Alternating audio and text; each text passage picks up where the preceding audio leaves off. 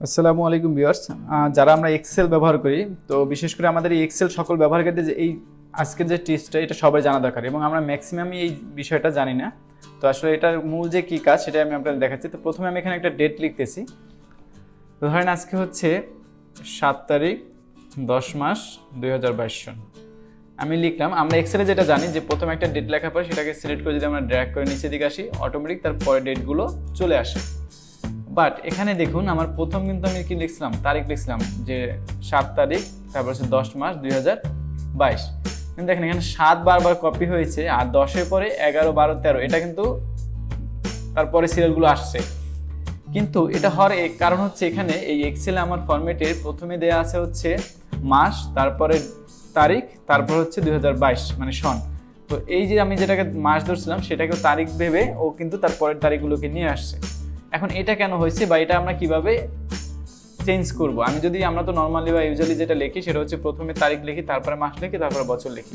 এখন এটা আমাদের ঠিক করার জন্য আমি সরাসরি এই যে নিচে দেখেন এই যে টাইম দেখতে পাচ্ছেন, আমরা ঠিক এখানে ক্লিক করব, এখানে রেখে রাইট বাটন ক্লিক করব, এই যে অ্যাডজাস্ট ডেট অ্যান্ড টাইম এখানে আসবো। একটু নিচের দিকে আসি, আমরা এই যে আমরা অ্যারোটা দেখতে পাচ্ছি বা তীরটা, ঠিক এখানে আমরা ক্লিক করব। ওকে, এই যে দেখেন উপরে লেখা আছে ডেট অ্যান্ড টাইম, এখানে ক্লিক করব। তারপর চেঞ্জ ডেট অ্যান্ড টাইম এখানে ক্লিক করব। এই যে দেখেন চেঞ্জ ক্যালেন্ডার সেটিং এখানে আসব।